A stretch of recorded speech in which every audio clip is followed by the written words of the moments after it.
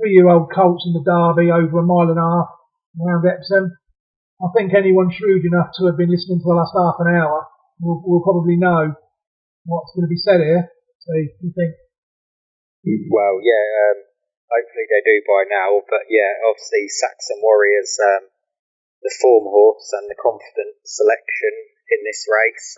He has been for a number of months. Obviously, viewers that haven't, listeners that haven't tuned in before, followed on Twitter, now will know. Saxon Warrior is the selection.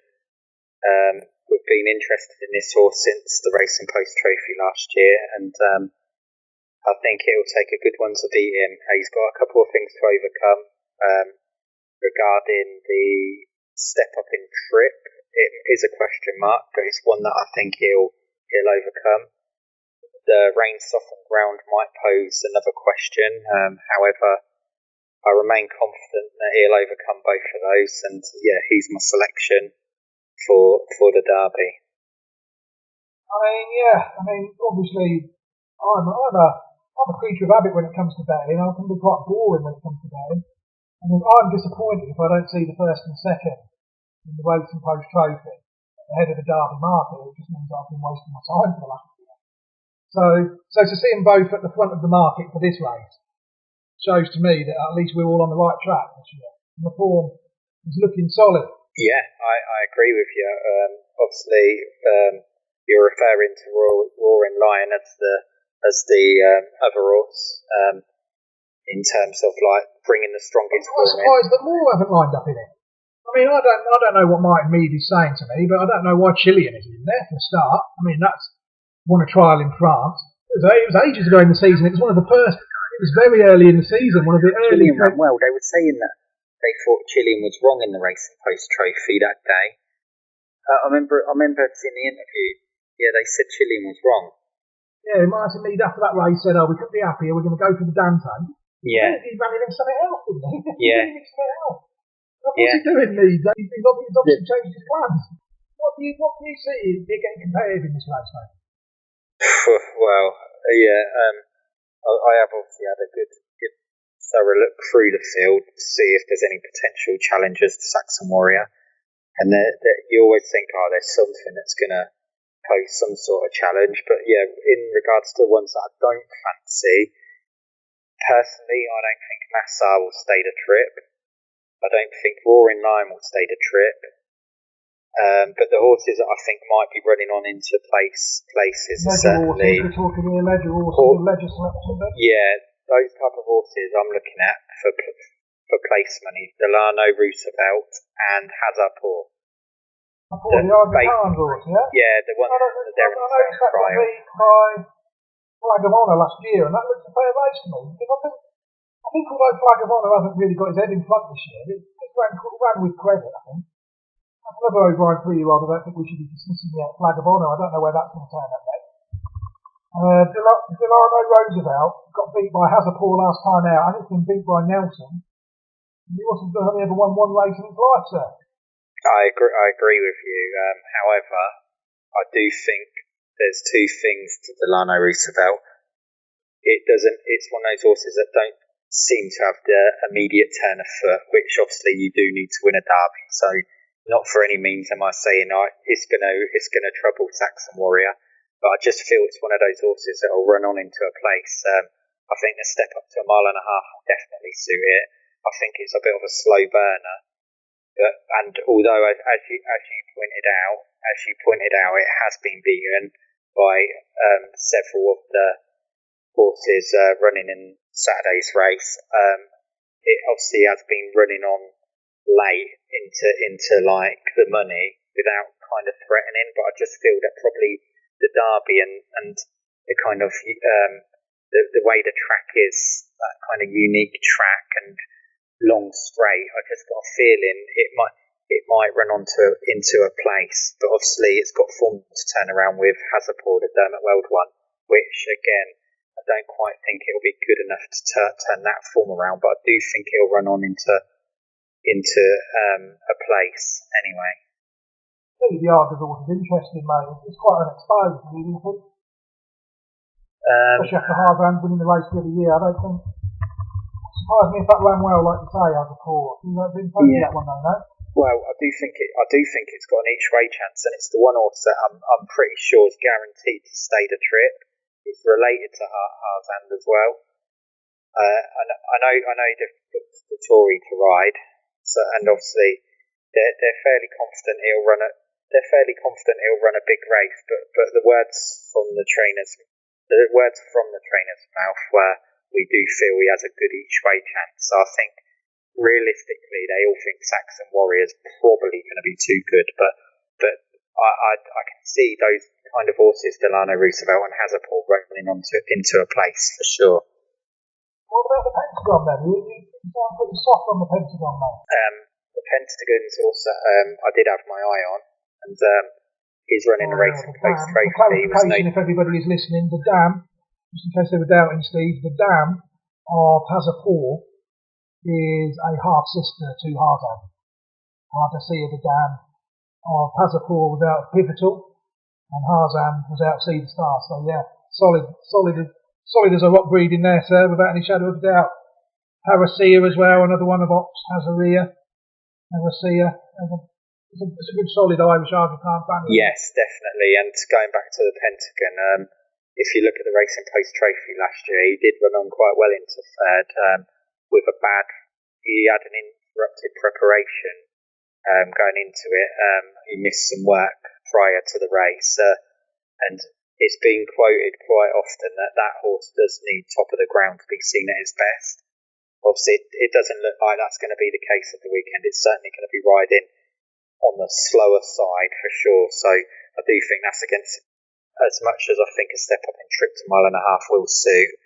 I just got a feeling that probably the horse hasn't kind of had things its own way and gone forward as much as you'd have liked for a horse that's probably going to challenge to win a derby. No, I agree. I mean, it was obviously one at the start of the season where they said, oh, this is one. I thought it was. It was actually out of an Argentine mare, funnily enough. At the Pentagon. Madawina, I don't know if you remember it. Trained by Andre Parr. So definitely.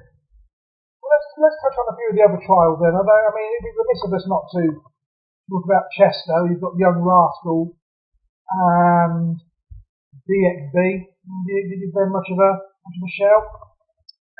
Young Rascal is an interesting one because he's one of those that are really inexposed.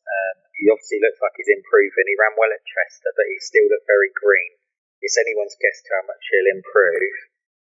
Personally, I think he's still got a fair way to go to challenge the likes of Saxon Warrior, and at the head, a couple of the horses that are a bit more battle-hardened. I just think that he might come a little bit short in terms of experience, but he's certainly a horse that's less exposed than some of the others in the race. So I wouldn't say he wouldn't run a good race, but I just think that he might find the inexperience his downfall. The other horses that I've been looking at, I don't fancy Kew Gardens at all. One other horse that there's a bit of kind of funny race last time out at Lingfield. This is what I was just going to come to actually. The horse that won the Lingfield race, Night of Behold, I don't think he's good enough to win the race. However, I do think he'll have his say in the race because I think he's the front runner in the race. He's the pace ankle, and if he goes off in front like he did at Lingfield, it's obviously going to be harder for him to make the run in and dictate in the same way he did at Lingfield. But if he does go off like that, we ain't going to have a slow derby, a slowly run derby. So I'm not sure. It could be tactical whether Aidan tries to get his second and third strings to the front and slow the pace down. Risky in there. There's a risky. Then the Arcos horses in there as well. That could easily make the pace, couldn't it? That could do. I just think this Night of Behold's got so much. It showed so much early last time that there won't be a horse in there to lead that.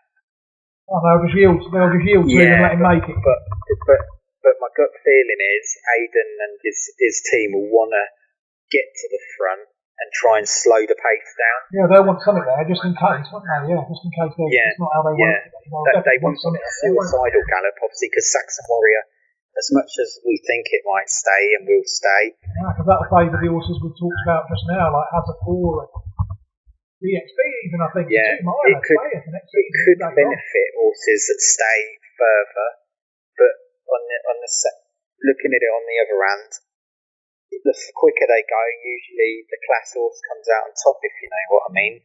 So it's one of those that you can look two ways at.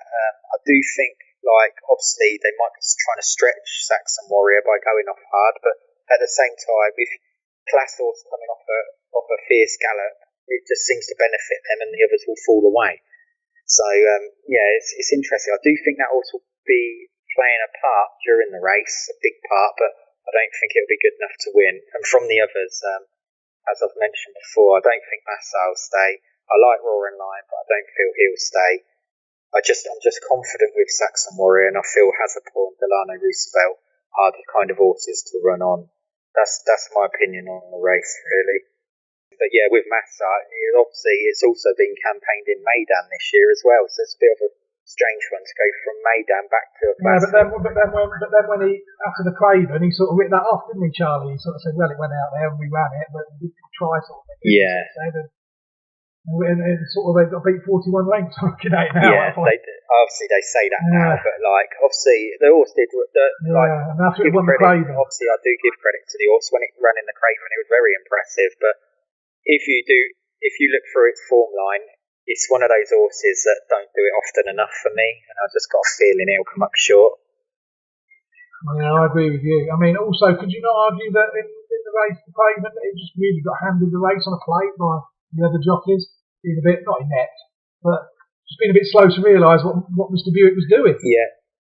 He really did steal the race, didn't he? I know Sheen Murphy really was on the favourite that day. Once he realised he didn't really have much under him, and it was a real, not a farce of a race. I would never call any race a group race Guineas Pride a farce, but you know, I think people will be able to know what I'm getting at. I don't think that was the most credible piece of form that we've seen this season, Craven, by any stretch of the imagination. No, I'd certainly agree with you. Obviously, it was a small field, and Roaring Lion can run its race, so going on that basis probably was a penalty kick. Massa won by 9 lengths. Massa won by 9 lengths from White Mocker, who I noticed was involved with the other horse we talked about as well, that beat White Mocker a nose. She said that good enough. I agree with exactly. You. So, yeah. Night to behold. Beat White Mocker a nose and it's That's made. Right. Massa beat it by 9 lengths. That might put that form into context a little bit as well. Maybe the Guineas, when you look back then, the Guineas form is the strongest. Yeah, Guineas and the Dante. Yeah, I don't know. Time will prove.